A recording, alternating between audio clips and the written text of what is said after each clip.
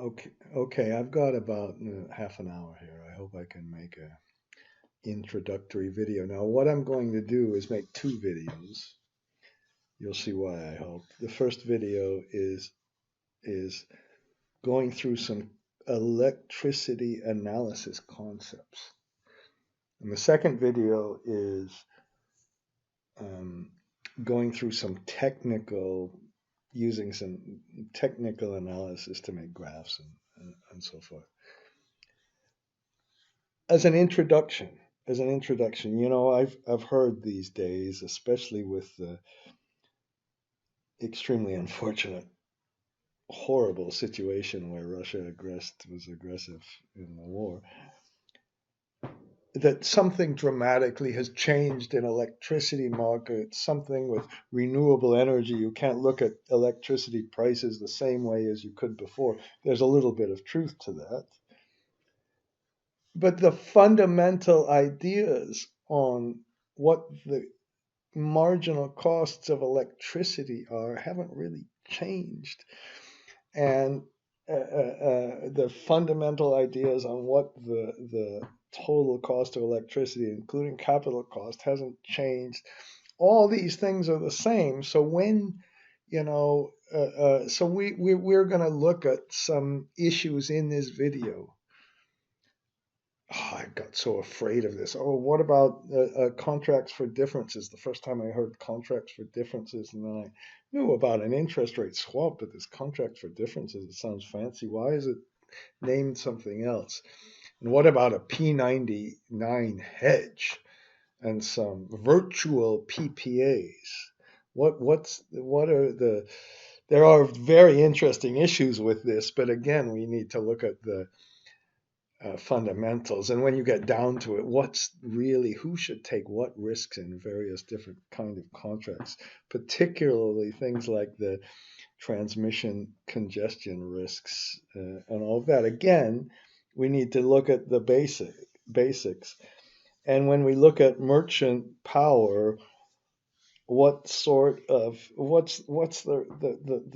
best way to kind of look at what the future price really could be?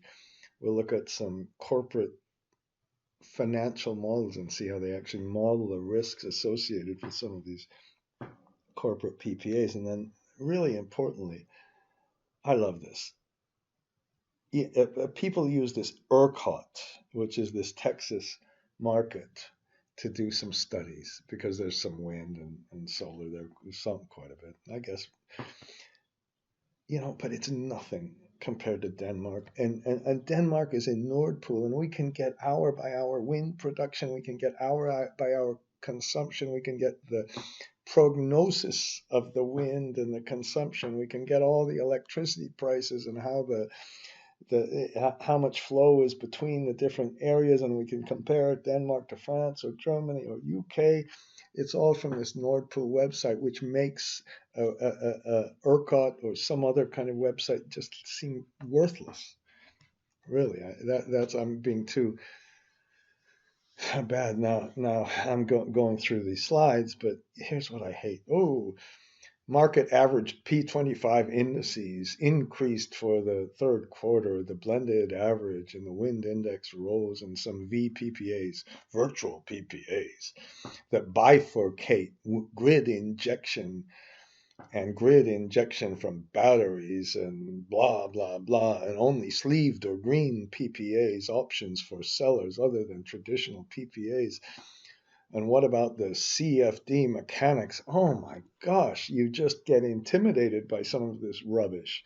And you'll see, hopefully, in this video, I hope I can keep it fairly short, that it really is. You need to understand the fundamentals rather than to sound smart. It's the same problem with finance, of course. So I'm going to go through some detail, some general issues with contracts and old PPA issues, and then we'll bring them forward. And then we'll look at kind of how you look at forward electricity prices, relate forward electricity prices to gas prices, what are swaps and contract for differences. We'll go through a merchant case study a little bit and talk about really the theory of merchant prices, which we've forgotten long ago. What do you need to have a merchant market really make sense? You're going to have a whole lot more volatility in prices, and that's painful to a lot of people. Does that actually give you some economic benefits? And then we'll go through some examples of different corporate PPAs, and we'll see if I have a good friend at Amazon now who used to work at other very big companies, and say it's not that the structure isn't all that fancy. Don't get worried about it. Here's what we really do. Okay, and so I've included a whole lot of slides. I'm going to skip a whole lot, and we're just going to start with some general kind of issues. I'm not going to go through those terms. A contract fundamentally allocates risk. I tried to relate these kind of contracts to the contracts that some people are the biggest in their lives, which is maybe a contract between a parent and a child is the biggest contract, but it's unwritten. A contract, a marriage contract, that kind of, you can go on a merchant basis or lock yourself in, and can we relate these? Probably not. Sorry. So it boils down to really allocation of risks, and the main idea is to transfer risk to the parties that can really take the risk. That's always been there, but there are so many nuances, so many questions about all of these. And if we write contracts badly, we're going to create economic inefficiency. And I want to talk about that, because when you negotiate, at least you could aim for the most efficient kind of contract. And okay, what's the benefit of a contract that makes you have stable cash flow, so you can build a plant, you can have out clauses and all of that. So again, I'm going very quickly here. This is just nothing really. The supplier, the developer of a wind farm, for example, wants a stable price. Big deal. That's it. And he wants to be able to sell whatever power he has. The buyer also maybe wants a stable price. They want green energy to show that they're greenwashing. No, I mean to show that they're really good. And okay, and then they're going to get their other energy somewhere else. That's kind of a basic contract. We should understand the difference between, for me, load factor, which is the demand side, and capacity factor, which is the supply side, and they're always the average divided by the maximum. Okay, and I've already said that, but the central idea is if you can allocate risks to those parties who can take the risks and mitigate the risks, then ultimately you can get a lower price. Okay, here I have an example. If it's fuel inflation, if you allocate that risk, the risk of volatile fuel prices, to the supplier, to the developer, which you do in a wind plant, certainly, you absolutely do, because prices of electricity are driven by natural gas prices. If you allocate risks then to fuel prices, then the developer is going to have to charge you a higher price to take that risk, and the buyer uh, uh, uh, is basically is going to have to pay for it anyway. It's just going to be an economic inefficient. It's going to be something that's inefficient to do. It's just when you impose risks on people who can't take them. Okay, to think about risk, we'll talk about output-based projects, which are renewable energy, and availability projects, which are batteries. Batteries are availability-based, really, and they have a capacity payment, a fixed payment. We need to go through some of this. Okay, why they're I have to skip some of this. It's just too basic, because I want to get now to how to first make a really nice diagram. And this one, it just drives me crazy.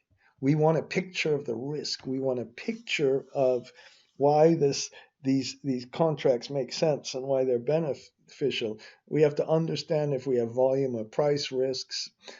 And we have to start with how we're getting the money. That's why the PPA is the most important contract. No question, the revenue contract. Once we have the revenues established, then we can go get a construction contract, and if we should we fix the prices of the steel, or should we allow the prices to go up if the interest rate goes up? There are all sorts of issues with that, and the same with O&M. This is really everything. We can have a fuel supply contract.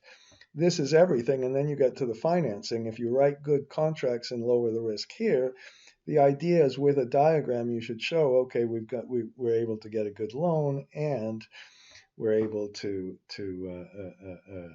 accept a reasonable IRR. Everything comes from this person up here. If they don't honor their contract, then you can't get a rating for this special purpose vehicle. That's our classic diagram, and I hope, and when we have these arrows, the money comes out and the money goes in. That's how we should make it's an art. I used to believe it's all BS. I think it's to make these things artistic and really explain what's really happening here in terms of the risk. And these are these horrible case studies where they start not with the PPA, they start with how much equity and debt goes in. They just have one arrow. They don't have how much comes back. They say that there's an arrow to the output, but whatever, labor goes in, of course. We don't show the contracts. Nothing is shown. Same here. This time they have boxes instead of circles. Okay, great. But it doesn't get the essence, okay? And we can look at back-to-back contracts, so we can really, if we really write this stuff carefully, we can show the contract, show what other contracts come from this one, and get into all of this.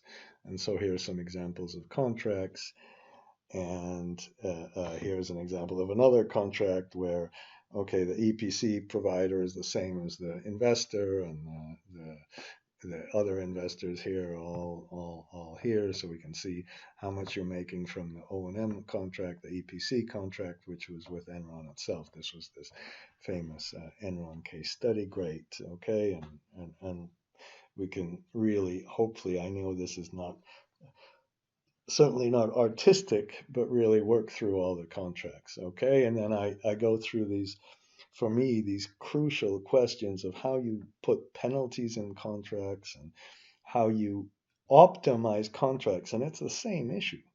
It's not all this fancy bullshit terms. It's just, look, if we want really high availability, that's going to cost us more. Okay, that's so, or this is low outage. So if we want 100% availability, we need to understand how much it costs. But then it costs us as the off-taker more money to have the plant not available. So let's kind of put these graphs together and see where the minimum cost is, and make this our target, and then make our penalty a function of how much it costs the off-taker after that. That's what my theory would be, and you can go through and make simulations and think about things instead of doing all the rest of it. Now let's finally get into some of the more modern issues, which I've said, okay, well, everybody wants price stability, good, but we can find a third party to get price stability in any kind of market, in interest rates and gold prices and oil prices, and just about anything where you have a traded commodity, you can find a forward market. And can't we do that with electricity? So why do we need to sign these kind of traditional PPAs? Now, when you start getting into the details, if you have an interest rate, and this is somebody else who wrote this, you can see I plopped it from somebody else. The contract, we can have a contract, and then we can have a notional volume. That means if, for example, you have an interest rate swap, you know how much debt you have, okay? And if you have we know our volume, and then we can fix a price. That's what we do with interest rates. Why can't we do that with electricity prices? Well, when you hear contract for differences, just to get things clear, the contract could settle at the same hub place. That's where we measure the price. And the settlement is not based on a notional volume. It's based on the actual output. So if we produce less in a certain time and more in some other time, we still get the same. We get the difference between the fixed price at that time and which we define. We fix it. We define it, and this, but we don't know exactly what the volume is. Now, if I was a intermediary, which I'm certainly not, we had this stupid little company at one time. Oh, I don't want to get into that story. I would want something that settles on notional volumes, not something that settles on actual. And there might be some really good arguments for having an intermediary instead of just fixing the price. We've got a really strong off taker, meaning that we don't have to worry about the top going bankrupt. And if we can do this, that's really good, but that would be a lot harder to do. And so I talk about the debt balance and the wind contract where you have variability in wind versus not. Now, just to give you some introduction to power markets, this is kind of this is a long time ago, January of 2019. You could lock in the price of gas, and you can go to the NYMEX. You can easily do this. In fact, the NYMEX has all these contracts for electricity as well. Okay, and this who I stole this from somebody. I didn't steal it really. Somebody gave it to me. These were forward contracts at different times. So sometimes they went down, sometimes they went up, whatever. You can lock in the price of gas. And then you can look at electricity markets and you can go all the way around the world. Not absolutely all, but just about all.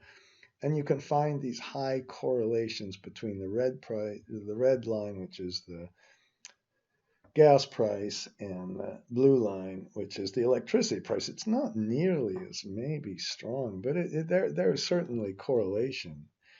So now I'm going to show you we're going to use some real data to work through things. And, in the other accompanying video, we're going to go through some practical issues. And I can tell you, I've already made that video and I've screwed up badly.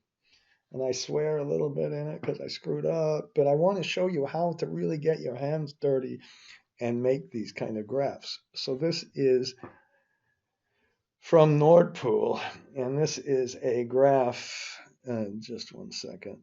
This is a graph. I'm looking at the time because I have a call coming up.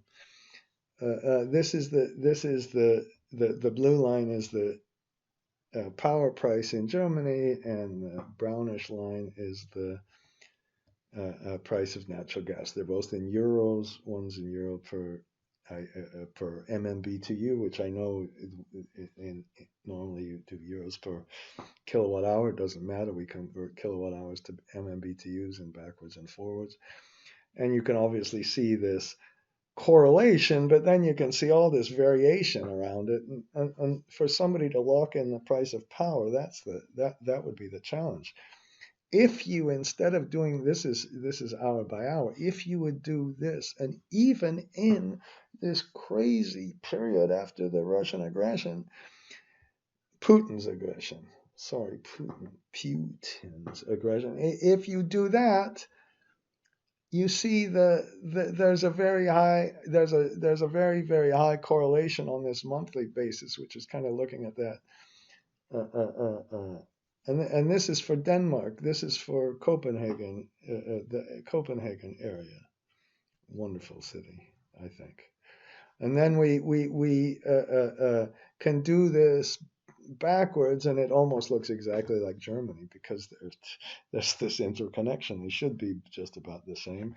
But you can see these high correlations, and you can see this big dip in the year 2020 from the low gas price. Now, whenever we look at prices of electricity, isn't it better kind of to take the price of electricity, divide it by the price of natural gas? If the price of electricity is higher relative to that, you've got a real high number. And if you're buying gas and yes, buying gas and selling electricity, what any combined cycle combustion turbine plant does, and there's still a heck of a lot of them around, and there's still big issues.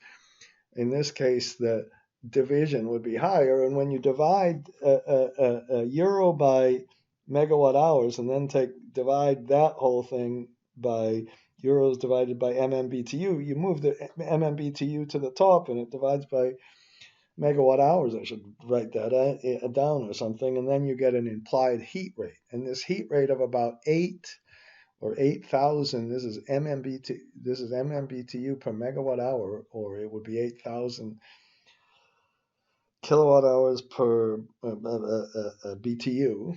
Okay, and there's an adjustment of 1,000 because we used millions in one place and not the other.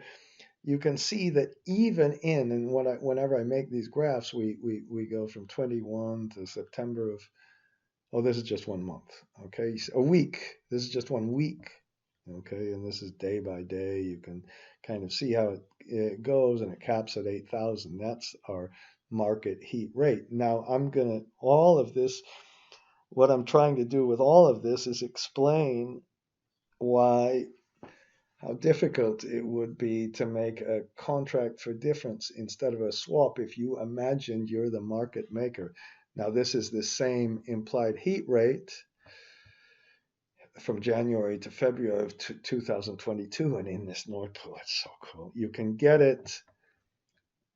This is the France, and you can see the heat rate goes up and down and up and down. But then when we get to Denmark, which has a whole lot of wind, there are all these zero heat rates because we got extra wind power. And if we have a contract for difference, and in this contract for difference, we essentially take this price, give you a fixed price instead of this price. Well, if it's France, okay, it keeps it about constant. But then imagine you're a wind farm and you're producing a whole lot of wind. We want a contract for difference, and that third party is going to have to give us a fixed price, even though the market price is going to be zero. They're going to have to give us a big difference between what the fixed price is and what the market price. Whereas if in France we won't. Can you see how hard that is? And can you start to see how we need to study some of these issues? Here's the market price itself for France and Copenhagen. This is in a different period, 22 to August. This is when the prices really were gigantically high. That's a horrible adverb. It's not, there's no such thing. They were really high. How's that? And I just have to live around people who, I wish they could speak. And you can see we got these zero prices in Denmark. If we made a swap contract, we would say, okay, I'm going to take the power at a certain time on a certain amount, and I'm going to give you the difference. But if we make a contract for difference, and if whenever we're producing a whole lot of wind, we go to the contract for difference counterparty and say, I got all my output, give me a fixed price, and the contract price is way down here, and we don't know how much more wind is going to come into the market and what's going to happen. I hope I'm showing you some differences. Of course, you take a whole lot of, it's not easy to do with a swap either, because we're in Denmark, we have these really volatile prices, and here you can, in this case, I've put the Denmark price, the French price, but put the wind level also, and you can see that when we have high, for me, that's why the second part of the video is so much more really important to me, how to make these graphs tell you stories. And if you're not able to kind of switch from weekly to monthly and pick different times, you just can't see what's happening sometimes. These are hard ones, so I allow a weekly, monthly option. I allow different places and all that stuff. And this must be for 1 week, 168 hours, I think. 7 days times 24 hours normally. This is the wind. This is the electricity. When the wind goes up, it's hard to find this actually. You don't find such a kind of interesting thing. When the wind goes up, the power price goes down. You're high, a little bit higher wind, a little bit lower wind, price goes up, wind goes up, price goes down. This doesn't make any sense, and this doesn't make any sense. Lower wind, we should have had a higher price. So it's certainly not perfect, but we can start to look at the data and see the tricks. This is just a monthly analysis rather than a weekly analysis. And in general, maybe you see things better with a monthly analysis because you can see, well, when the wind was reasonably low, the prices are high. When the wind is, well, that doesn't do it. When the wind is low, the prices are high. When the wind is high, maybe these prices are a little bit lower. When the wind goes up, maybe these prices go down. It's not perfect because there are so many other things going on other than wind. And that's what we'll look at. One more, and then this is another really longer term with gas versus electricity. So the real question is, can you hedge? If you get a hedge on natural gas, are you also hedging electricity by saying, this correlation is so tight, but when we get to the details, it's a little bit harder, and they're going to be money made and money lost. Now, when let's just work through a couple of issues surrounding. I've got to look at this. Okay, I've still got 10 minutes. Let's look at some issues associated with renewable contracts. And the big deal, it's so simple, but I got it wrong. Oops, there's a message. I got it wrong. And the reason I got it wrong was I thought, why we have a capacity payment for a gas plant? Why don't we have a capacity payment for wind? Why do we have to take, with a gas plant, we almost don't take, we have a fixed charge that we get no matter what. And then if the plant operates more, well, you get a variable price to cover the variable costs. Fantastic that we do all of that. Okay. But why do we do that? It creates more risk for the renewable energy project, and the answer is so stupidly obvious. If you guaranteed output for a wind or a solar project, then people could build both of them underneath a tree. They could build wherever the land is cheapest, not wherever the sun is shining or the wind is blowing.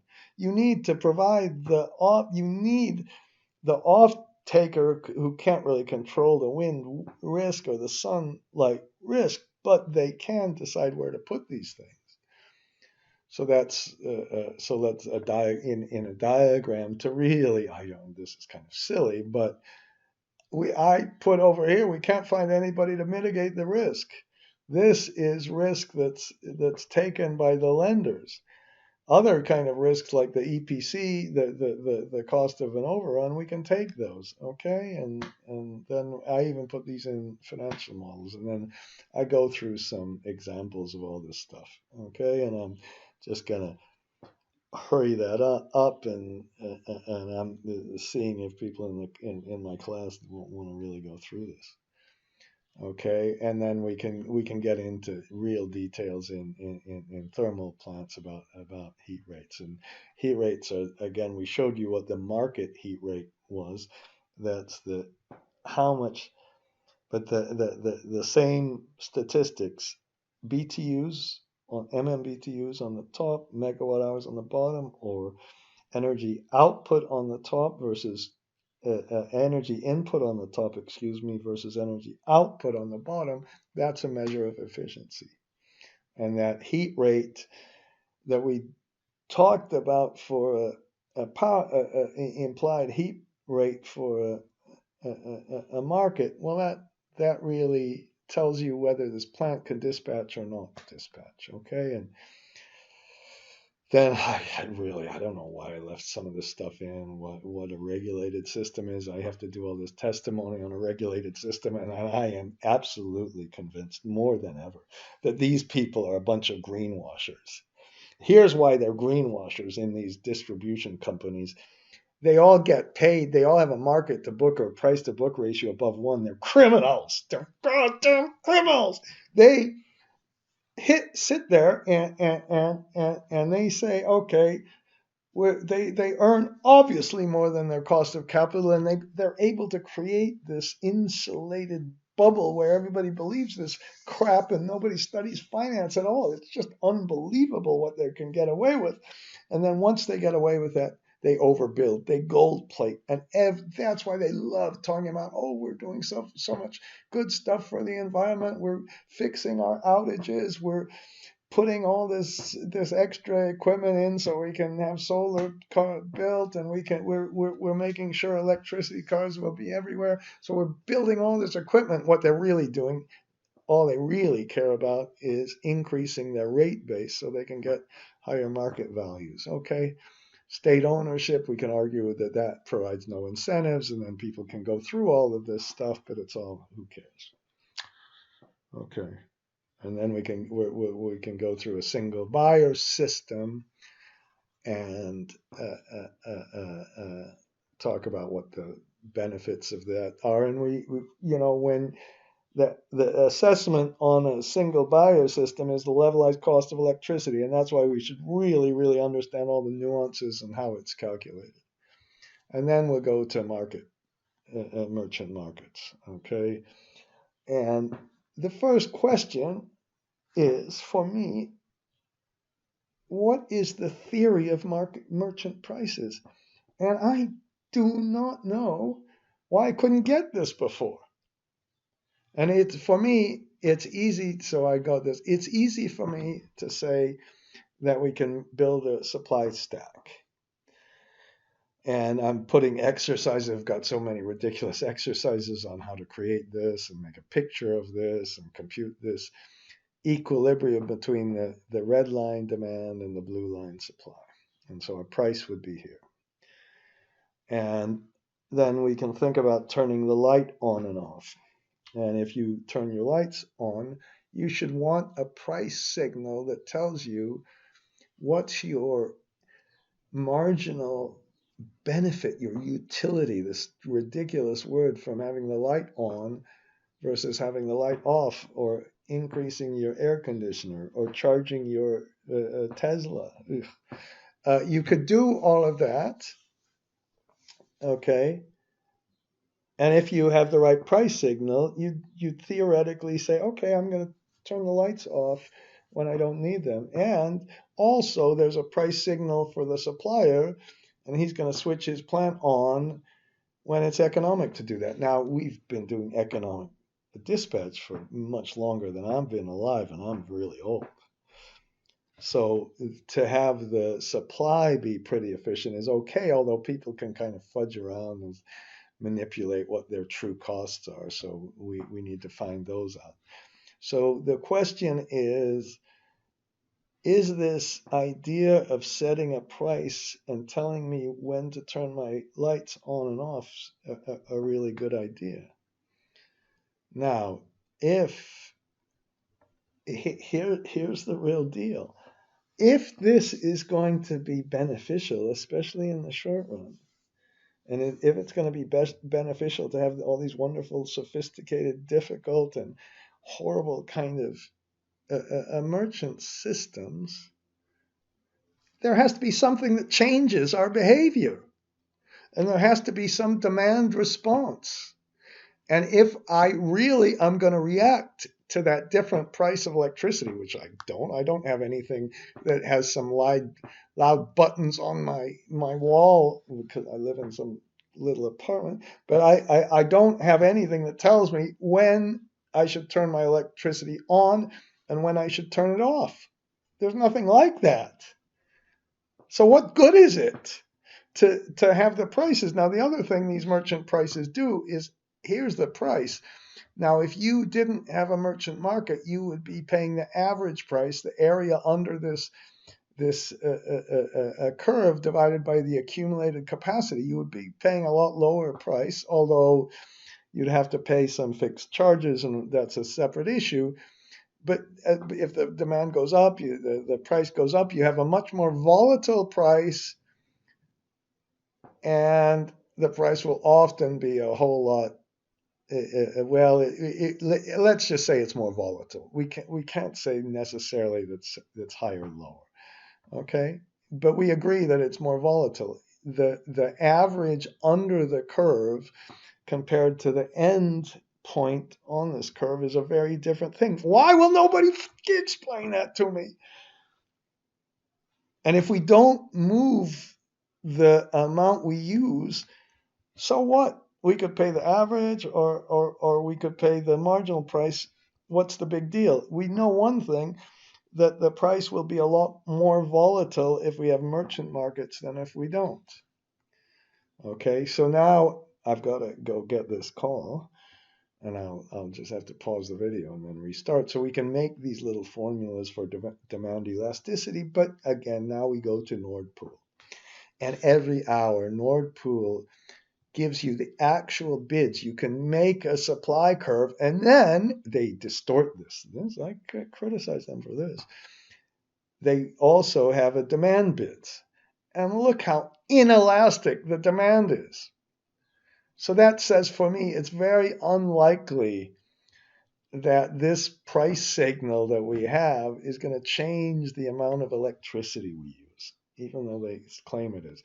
And this is for 2014. We go to 2020. And actually, it's kind of funny. 2014, this was 50 euros because the gas price must have been higher at this point or something. And so there's a very flat curve. This means that if we move along the curve, we won't have much volatility. In this case, in 2020, before all the Russian aggression, that was here. So we have a more volatile situation. And then you can do it for 2022, and the price is enormous. And this is very steep, this supply curve, but the demand curve is always kind of inelastic. And these are just data from them. And this is the kind of stuff you can get from that website. And in the accompanying video, what I'm going to show you how to do.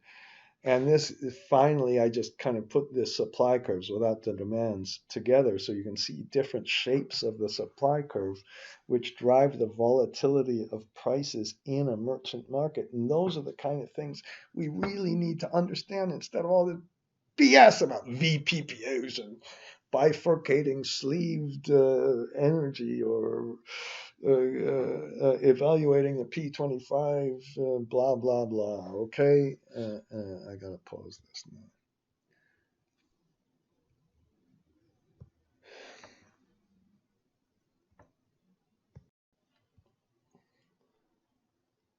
now. Okay, so that was wonderful.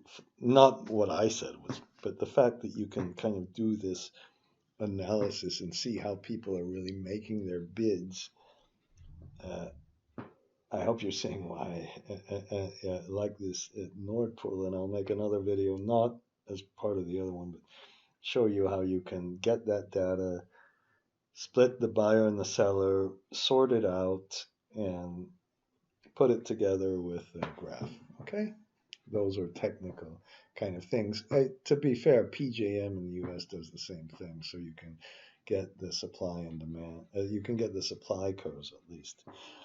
You could probably get the demand curves as well these days. And then what I do is I pretend that we're some market, whatever, transmission operator or whatever we call them, and we're going to make a simulation of a bid, and I have people make bids, and we plug this in, and we play a nice little game, and each one is a different power plant, and you know your costs. You have an idea of what other people's costs are. You don't necessarily really know them. And the strategy that's clear is that you should bid at the next person's marginal cost, not at your own, but at the next person's. And you can argue, well, that's the marginal cost. And the clearing price then will be the marginal cost of the next highest bidder. It's actually not your cost, but the cost. So if I switch the light on, the price will be the price of the next plant that could go on. It's not necessarily the cost of the plants that's running if everything works and if you've got a nice supply curve. But when you get into this area, when you get to the end of this or this kind of area, prices start getting crazy. And to say that these markets really work, and that's our whole capacity business, when we have a constrained supply, and if the demand elasticity is not enough to to to to prevent these thousands and thousands of whatever euros per megawatt hour in pricing, dollars, whatever, then that's the big question of whether you can force you can't have the market do it, so you can force the market to build capacity and give a flat capacity payment the same kind of way we did in PPAs. And I'm sorry again, people might get all furious at me and say, "Oh, it's so much more complicated than that. Oh, we got to do all this special bidding and all this." Okay, whatever. And then I need to put where I'm putting this video. I need to put these files that have all the data and all the analysis in there. Okay. And then we go through our California case study and our California discussion, okay? Now, in terms of market prices and biddings, this is where I suggest using. I already have used a lot from Denmark, but we're gonna go through it more. This slide is a little bit out of order, but no, not quite, because we can, with all the wind in Denmark, we can start to evaluate how contracts should work, what some of the risks are, how things really work. So here's I'm just going to go through this quickly. Again, for me, how do you make these things really flexible? Oh, this should have been bigger and smaller and all this. Here they give you the consumption and the price, and you can do it at different dates and different time periods, like I said before. And you can see, well, okay, when the consumption goes down, the price goes down. Now we're starting to get a little more on how the wind works. Because if the consumption is down, if the price is down because of the consumption is down, well, if the wind is also high, maybe that's why the price went down so much, because the consumption was, well, the consumption was low here and the price didn't go up. So there's some interrelation that we have to understand. And again, if you don't have this flexibility to look at weeks, months, years, you have nothing. Here, this time, this one was a weekly. Here's another one. This time I've included wind. It's not the same day, I don't think, at least. And yeah, I'm sure it's not, because there weren't the kind of the blue lines look different. And I thought, why did these prices kind of have this funny jump in them in this week? And so this time we take our demand and we include the wind. And now you can see when the wind is low, well, the price should be high. It's not that high, is it? When the wind is high here, and, well, this one, yeah, the wind is low, the demand is high, the price should be really high. It didn't kind of work, did it?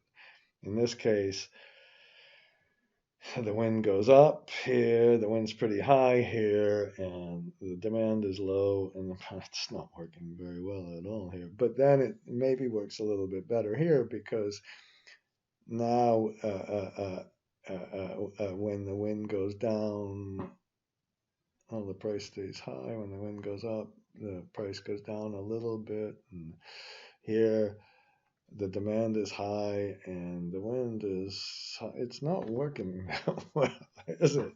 I meant to say it, but we have to look at these things kind of carefully, and there's other things going on. Then we can look at it for an individual day. That was a little embarrassing, but in a way it's good. I'm not screwing around. And I was really, if you watch the other video, you can see I was extremely careful to keep the time series of the prices and the time series of the wind and the time series of the consumption all corresponding. So in this case, the price went down. I guess the wind was a little high and the consumption was flat. Maybe that's why it went down. Not much exciting here. When the consumption is going up, the price is going up, and the wind is a little less. Okay. And then they also have this prognosis. So one reason this is day ahead prices, but if we had real time prices, you can look at what the predicted consumption compared to the actual is, and it's remarkable how close it is. And I have to be careful. I tried to read this up on the website whether the prognosis is a day ahead. It wouldn't probably be more than a day ahead. And now we can also do some comparisons on what's the effect of the wind. So the brown line, I got to be a little careful. That has the wind in Copenhagen, other Denmark, no, other than Copenhagen, and this has the consumption, and you can see it on this one. It looks kind of cool. It looks like, this is great. This is what you want. Consumption, the wind to have the same pattern as consumption. So basically, this is winter time, and this is over many years. So when you get the data over many years, you can get a different picture. There are, of course, these funny things. Okay, but then when you look at 1 year, it doesn't look quite as good. Here's a little more wind in the winter time, and then we've got a winter peak. We've got the high peak being in the cold weather, and this is for 2022. So maybe they cut some demand here at this winter peak, or the temperatures were different. Okay, and you can see the day by day, but then you don't see the same kind of pattern. You just don't see it in the chart. And this is one for monthly now. Again, okay, you can see the variation, and there's a lot more variation, and it's whatever in the wind. And here's one for weekly. Enough. Here's the capacity factor, which I compute as the maximum wind we can have. I don't know what the capacity really is, and we relate it to the percentage of the hour by hour as a percentage of the average, and you can see the variation. That for me is a little interesting. And then you can see are we able to predict the wind? And that's extremely important issue related to the having reserve capacity there. Even if the wind just goes up and down and it's predictable that it's going up, we still need to have plants running to manage this. That's our problem, okay? And that's where we get into all the discussion about storage and capacity. And you can just see so much of this from from arranging the data in different ways. Here's the natural gas prices on a day by day level. I compared to the U.S. and the European gas prices, and this is from 2020. And if you look at the graph and take that spike out, the really interesting part is what happened right around this is I guess around COVID and all that, but we actually had lower prices in Europe. What was going on, and did this create some hysteria in the market? Did Putin go crazy or something when this happened? And what really explains that? That's almost that's almost more interesting question. And then I'm looking at some different heat rates during this crisis period. And even though the gas price was going crazy, and we certainly had some low prices, this is again Copenhagen, but the kind of heat rates when you divide the electricity price by the gas price, they're not remarkable. They're kind of stable. That for me was an interesting thing to look at. Maybe not for you, and then we can compare wind and the electricity price again. Maybe I do too much of that stuff, and this shows you the gas price this time in the natural gas price, and then the relationship obviously in this really the beginning, I guess, of the high price period, because it's January to April. It doesn't include August, which was the absolute highest price. Okay, so that's that. So again, you know, I don't know who you are, if you why you're watching this video anyway, to try to get to sleep or something. You might have nightmares. But that's that. And now I'm going to just walk through some of the other analysis that we can discuss, and that's we learning about short run marginal cost is not a silly thing to do, even if there's all this all the renewable energy and everything. And a lot is driven, as we saw, by the loads. Here's the loads in Saudi Arabia somebody gave me a while ago, and then in Korea you got a very different kind of pattern. Looks like Korea is summer peaking, but not by much, and it's got a very flat kind of thing. And here's Chicago, where the weather can suck most of the time, but then you get some even suckier weather in the middle of the summer. And if you've got a dog, you have to leave your air conditioner on in some big house, so you've got this extreme kind of peaking problem. Okay, and you would have to build a very different system and have very different costs. And here's our Denmark, which we've kind of looked at already, but basically a winter peaking. These are all annual graphs. This is what drives everything. And then we compute, once we have the demand, we compute the supply. And I like to go through this and tell you how to sort things, match things, you know, and it's so easy. Now, you can, what people do is, oh my gosh, you got to get some consultant, some forward price consultant, and they do all these, God, they do these damn studies. I used to do them, but you can build a representative hour, take the demand and supply, and really kind of understand this yourself. You can get data on the different plants, usually in most markets, and really do this.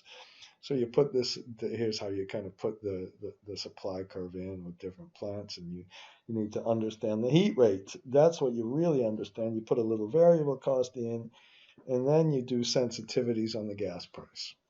That's really where it comes in, and that's all of that so far is without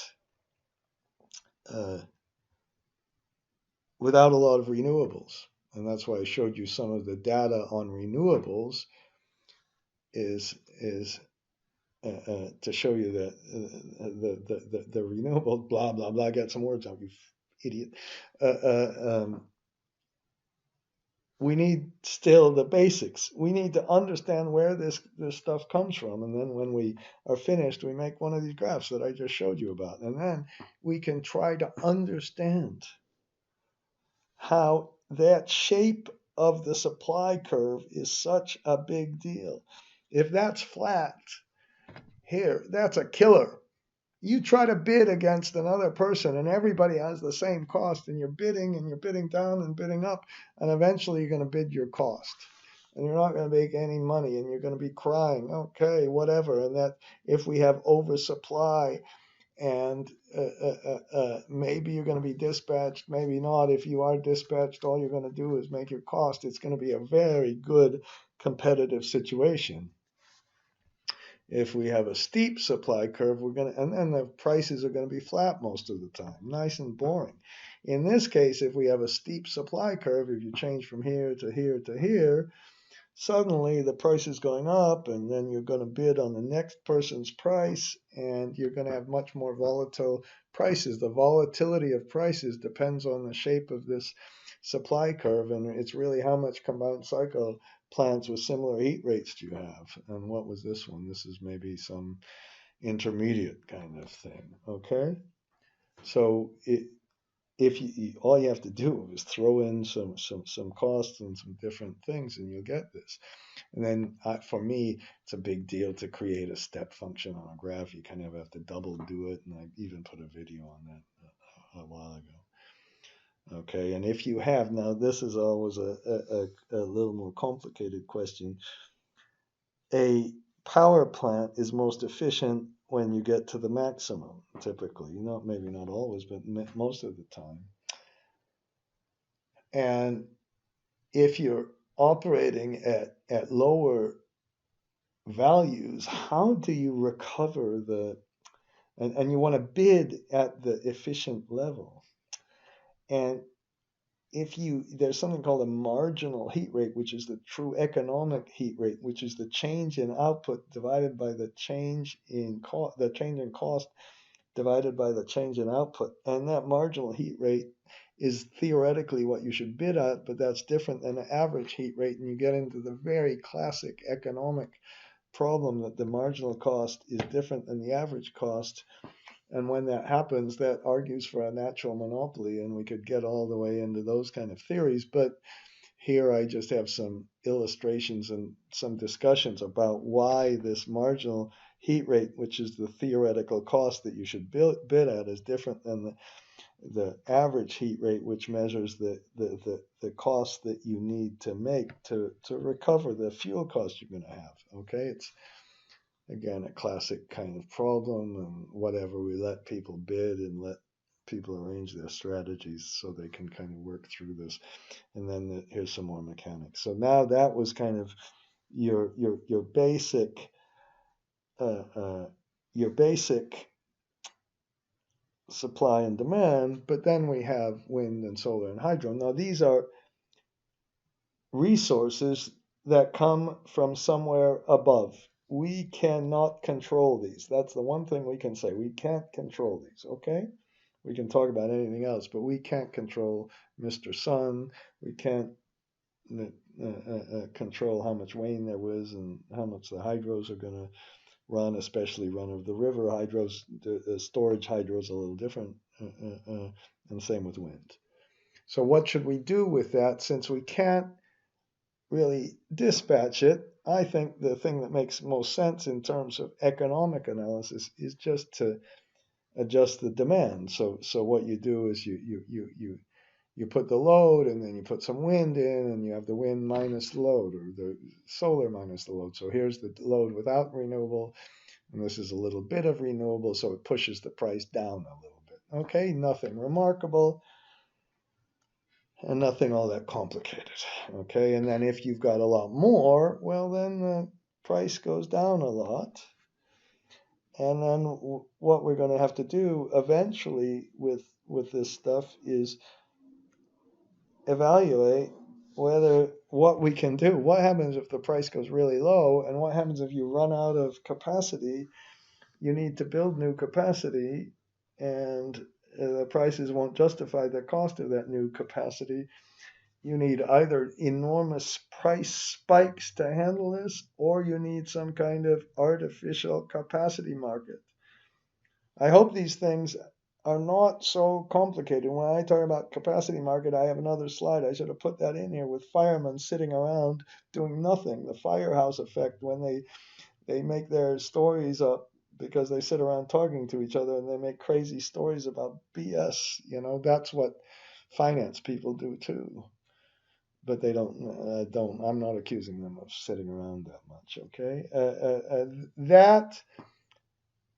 uh, uh, that hopefully gives you a little bit of a sense of some of the issues, and we don't have to use this fancy big language or anything else to get this right. So this is just showing you how you make the net demand. And this, now I've got a little, we talked about some variability in wind. Here's some variability in solar. This is Paris and this is a week.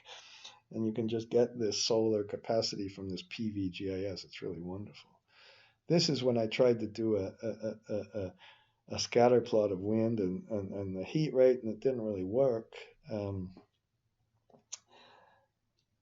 I probably should have done, if you really wanted to see how the wind is affecting prices, you probably should first take the consumption's effect out of prices on an hour by hour basis, do some sort of regression and say, here's the remaining. And we should always start with implied heat rate against the consumption. You get a residual, take that residual against the wind. That's probably how you should do it, and it's a good thing to think about. I didn't do it.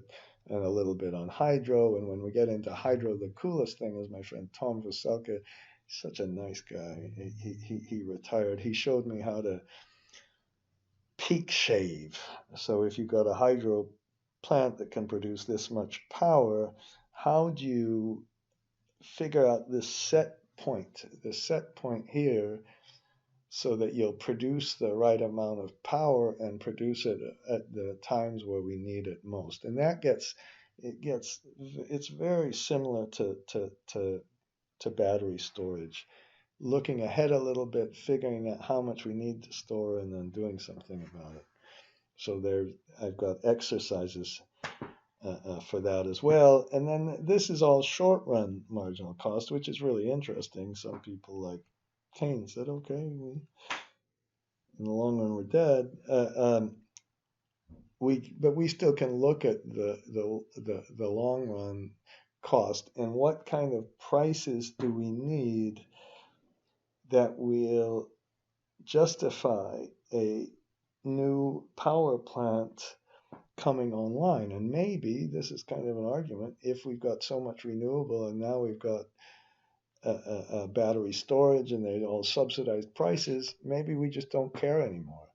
This number gets down here, all these gas plants lose money, so what? Because we don't ever need to build them, even when they are retired. But that gets into some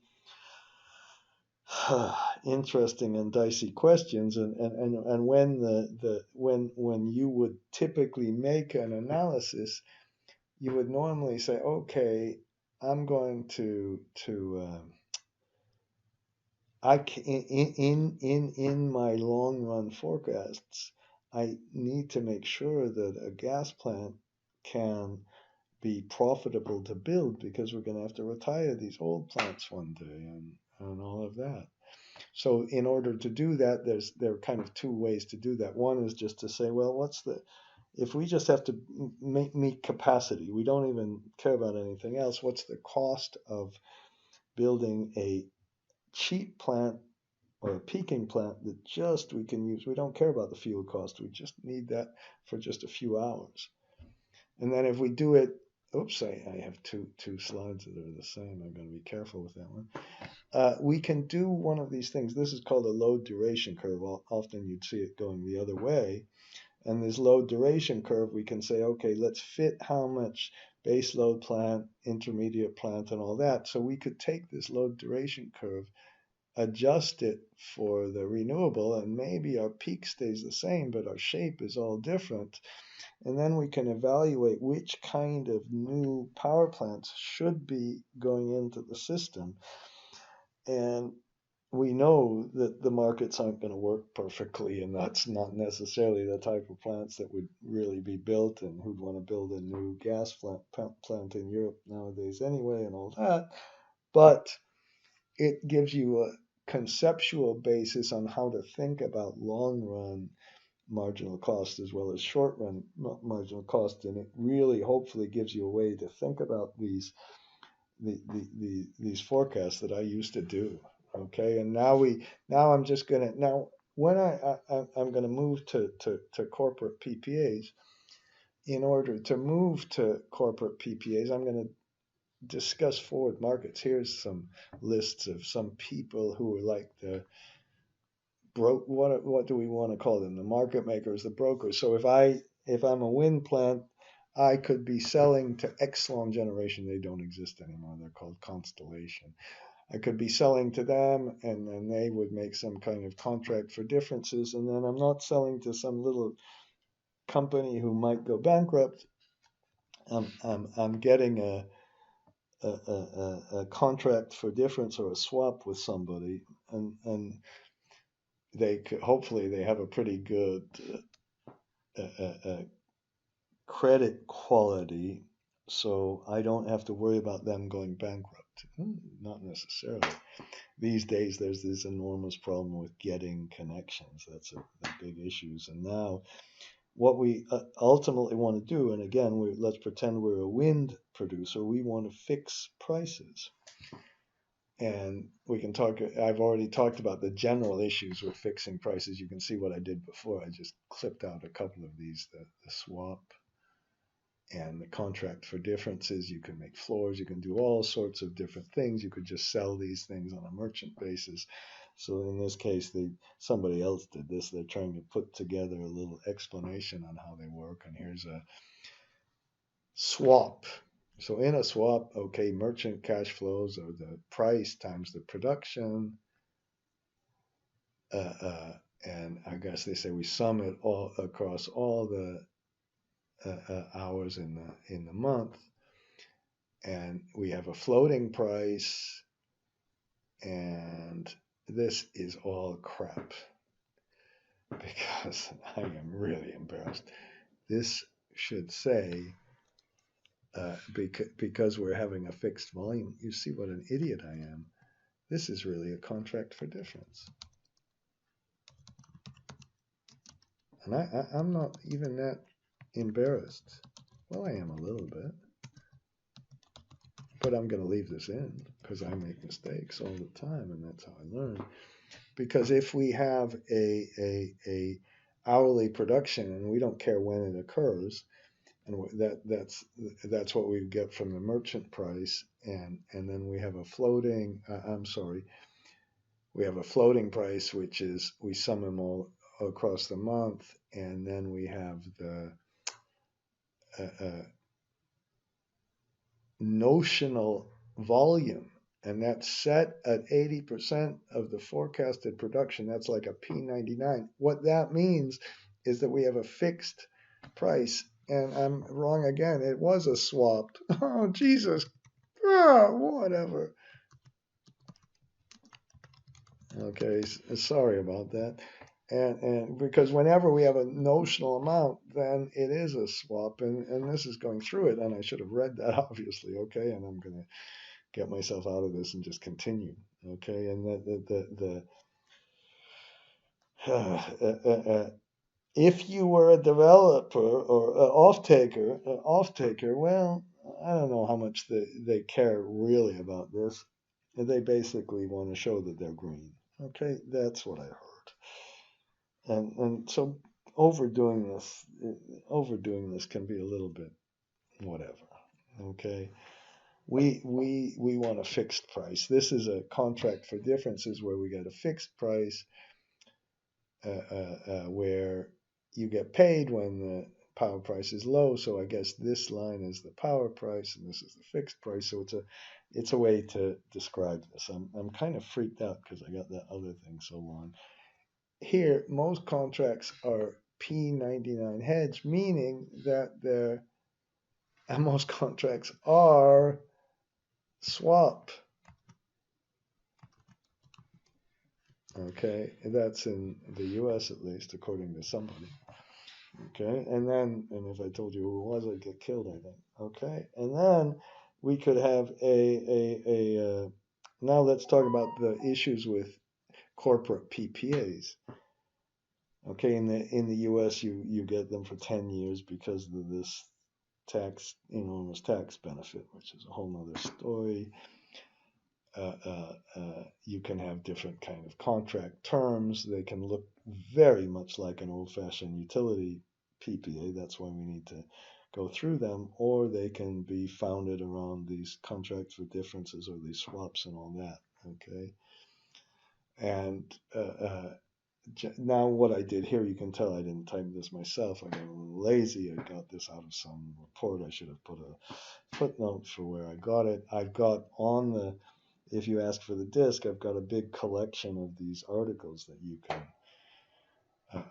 look for. So we could have regular old merchant. Well, we wouldn't like that if we're a developer because we have all that risk.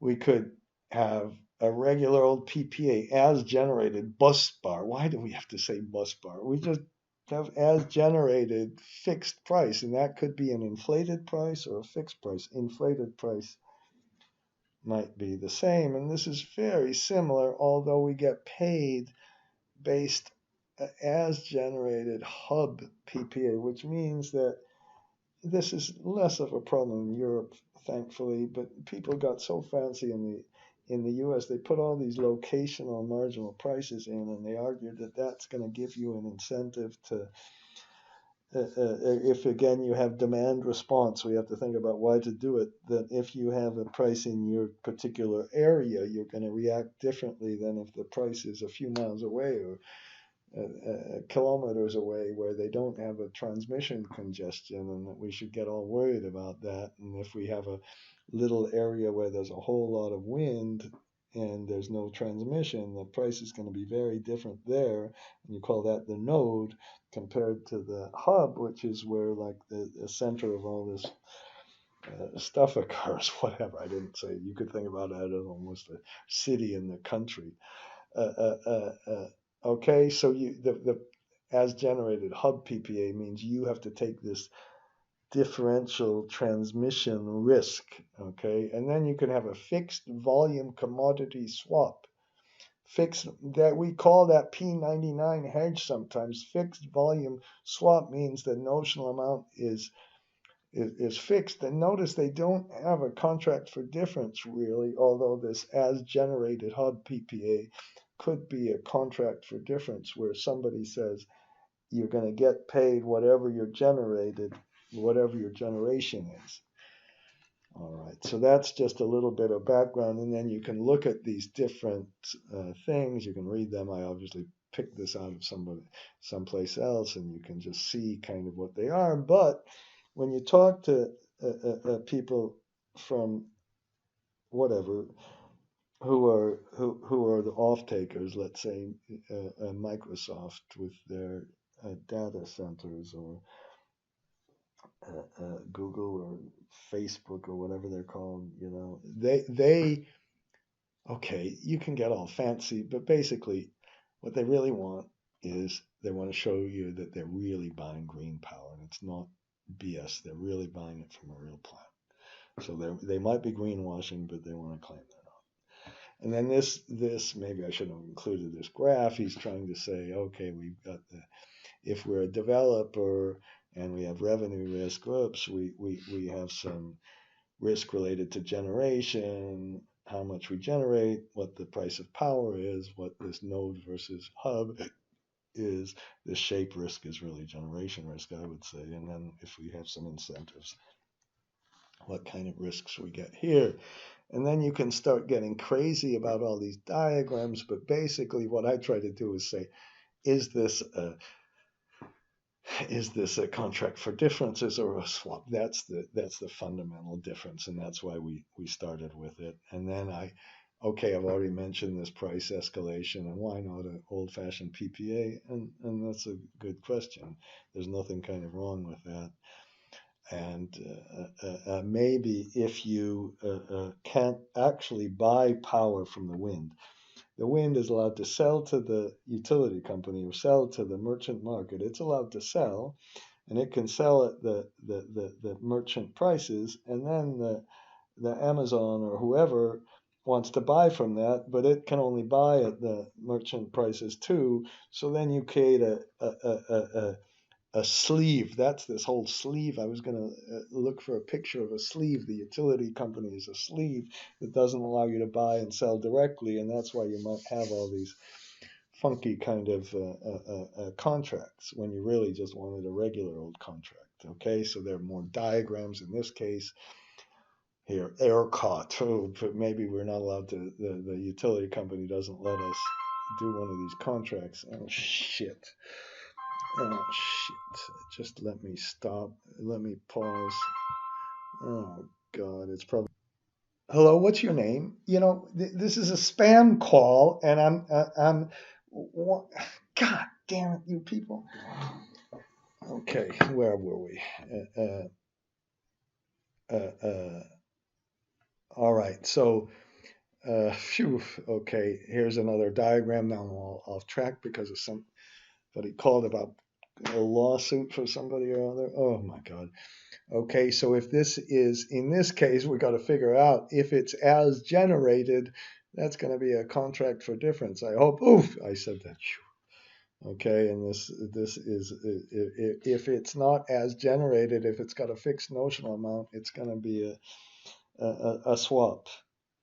Again, if I was guessing, and I don't mean anything, and I'm an idiot, I'm just an alto trotto, if I would say it's going to be harder for all of these people up here, it's going to be harder for them to make a contract for differences, for difference, where they have to say, okay, I'm going to, if when you're producing a whole lot of wind and the price is really low, I'm going to give you a fixed price for that. Other than where I can really kind of study the prices and study the demands and see what the demands are, and I can give you a notional amount, and I should be able to have a little more confidence in giving that notional amount rather than taking all this wind risk. That's kind of what's happening now. This is what this is a little bit old now. This level 10 thing or whatever, they apparently have some deal where they keep track of all the PPAs, and the prices have gone up for a whole bunch of reasons. The solar prices have gone way up because the tariffs in the U.S. Really, that's what it is. Okay, and the IRA and all that stuff. You'd think they'd come down because of all the tax incentives, but they've been doing the opposite. And here's some older swap contracts, and these prices for me were much lower, and some of them kind of were a little bit more interesting. I put the different tenors and give you an idea of kind of what you got in the old days, at least. Okay, some sources. Okay, and then finally we'll talk about this. If you need a notional amount, so if you're the again the one of those intermediaries, and you need some uh, uh, uh, some fixed notional amount that you're going to use as the basis for your swap contract. The idea is to do a P99 hedge. They say 80-20, and that's just because when over the course of a year, if the standard deviation I think is about 10%, then the volumes will be about 20% less than the P99 will be about 20% less than the P50. We can go through that. We should. Okay. But that's BS. That's a bunch of shit. Sorry. The P99 swap, that P99 is computed on an annual level, which has nothing to do with standard deviation on an hour by hour by hour level. How can you do that? Oh, just amazing. And it's amazing when you read all this crap and people say, oh no, we've got much big risks. And when, by the way, when we have the fixed notional hedge where we have a fixed quantity, then what we have to do is when the price of power gets below our, when we underproduce, we have to go and buy from the market. When we overproduce, we have to sell from the market. Okay, sell to the market. And so what we do is we keep this little account. We keep a tracking account which keeps track of how much we're buying and how much we're selling, and we pray that after we're all finished, the tracking account will kind of come to about zero. There's nothing to say it will, because maybe when we sell, the prices should be a lot lower because we've got a whole bunch of wind being produced, and when we buy, the prices should be a lot higher. That's why we started with these contracts, and here's an example of them. Citibank. Okay, sells power into some SPP market, and then I don't know why it says the tenor is there must be different expirations, and they've got a fixed price, and they have a tracking account because it's a P99 hedge, because we have this market exposure. And then you can read through all of these, and I think it's a good idea to go through a case study and really kind of see what's going on. And well, then you take my class, okay? And this is just some discussion about this P80/20 method, and it's all about standard deviation. And it's not only about standard deviation, it's also about the fact that when you buy, when your production of your wind is correlated with the other wind producers, or solar producers, if you want to go that way. And they're because of our basic supply and demand issues, the prices are going to be lower when you produce more, and they're going to be higher when you produce less, and that's going to create a big problem for you. So that's that one. And then I want to put some examples here of some moles, and I didn't yet. And then we have different kind of products, and we can call this proxy revenue. So it sounds so fancy, doesn't it? Proxy revenue, PRS, PRS. What they're doing is they're trying to fix the generation risk and try to have you take no generation risk. And why it just goes against the whole initial thing we talked about. Power contract, if some third party is going to take the generation risk, maybe after the fact they can do it. But you need, I'm sorry, you almost need an incentive, because where are you going to build your plant? How are you going to maintain your plant? Project, I should say. You need some generation risk in renewable energy. I'm sorry. And so they just go through what it is. And that's my introduction. Now, that's only the first video. The second video, and this is a long one, and I don't give a crap anymore. The second one is the technical part. And that's more interesting, but it's not as organized a video. I'm sure I'm going to get a lot of negative thumbs down or whatever. Please, whatever. I don't give a crap about all that stuff. Oh, like, subscribe. Just don't be so mean to me. Don't be too mean.